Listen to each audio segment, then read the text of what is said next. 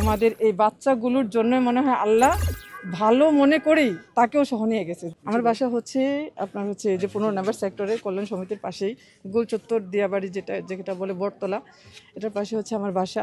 তো যখন এই ঘটনা ঘটে, যেদিন সোমবার দিন মেবি ঘটনা ঘটে, ওই সময় ওই অবস্থা, সেদিন আসলে রাত্রি থেকে আমার অনেক জ্বর তো বাসায় ছিলাম, এরকম সাউন্ড আমরা শুনছি, শোনার পরেও আসতে পারিনি। ইভেন আমার বাচ্চার জ্বর, আমার জ্বর, আমার হাজব্যান্ডের জ্বর, আমরা সবাই অসুস্থ। ওই অবস্থায় এই ঘটনাটা শোনার পরে, দেখার পরে খুবই কষ্ট লাগছে। কষ্ট তো লাগার কথা, আমরা যারা মা জাতি, যারা আমরা আসলে সন্তানকে জন্ম দিয়েছি, প্রত্যেকটা মাই জানে সন্তান জন্ম দেওয়া কত কষ্টকর। তাকে পেটের ভিতরে লালন পালন করা, তাকে ভূমিষ্ঠ করা, তিলে তিলে তাকে বড় করা অনেক কষ্টকর। আমার তো একটা বাচ্চা আছে, আমি সেই অনুভব থেকে কথাগুলো বলছি। আর আসলে আজকে মানে অনাকাঙ্ক্ষিত একটা দুর্ঘটনা, এতগুলো প্রাণ চলে গেল, এই ব্যাপারে কি বলবেন? আসলে আমরা যতটুকু দেখছি, যতটুকুই জানি, এই এখন পর্যন্ত যা জানছি যে আসলে এখানে কারো হাত নেই।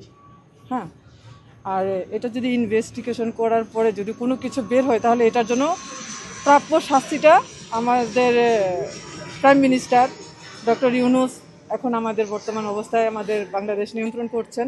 তো ওনার কাছে আমাদের এই দাবি, যদি কারো কোনো এখানে কোনো রকম ত্রুটি থেকে থাকে, তাহলে যেন উনি এটা বিচক্ষণ নেক নজর, যাকে বলে নেক নজর, সঠিকভাবে যেন এটার শাস্তি নিশ্চয়তা করেন।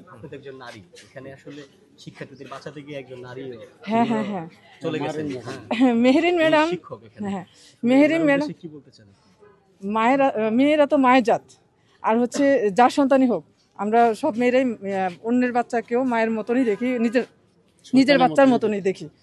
তো এখানে উনি যেটা বলছে, বলতে গেলে কম হয়ে যাবে, বলার মতন আসলে ভাষা ওরকম আমার মনে হয় জানা নাই। তারপরে বলবো, আমাদের বাচ্চাগুলোর সাথে সাথে আমাদের সৃষ্টিকর্তা, যিনি আসলে জীবনদাতা, যে জীবন দিয়েছে, যে জীবন নিয়েছে, আমাদের এই বাচ্চাগুলোর জন্য মনে হয় আল্লাহ ভালো মনে করেই তাকেও সহ নিয়ে গেছে। কারণ যেমন এই পৃথিবীতে থাকা অবস্থায় উনি বাচ্চাদেরকে যেরকম স্নেহ, আদর, ভালোবাসা দিয়ে রেখেছেন মায়ের মতন করে, তা আমার মনে হচ্ছে যে আল্লাহ যেন তাকে এই বাচ্চাদের জন্য আবার ওখানে নিয়ে গেছেন, বাচ্চাদের দেখাশোনা করবেন এবং সবার সাথে থাকবেন। এটা মনে করেই আমার মনে হচ্ছে যে এরকম কিছু একটা হয়েছে আর কি। একজন নারী হিসেবে আপনি চান না যে মেহেরিন ম্যাডামের মতো সকল নারী?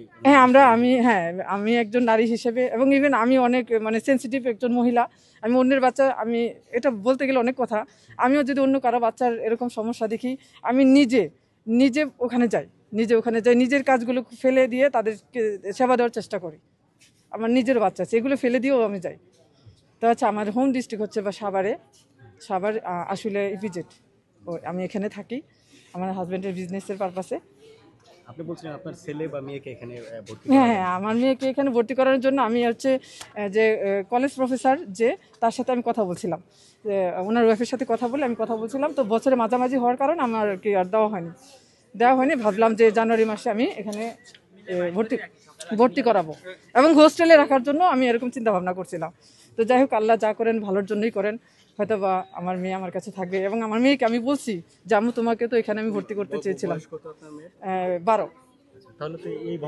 এই ভবনে না হোক, এই এরিয়াতে ক্লাস 7-এ পড়ে আমার মেয়ে। তো যাই হোক, দোয়া করবেন সবার জন্য, সবাইকে যেন আল্লাহ মাফ করে দেন। ঠিক আছে।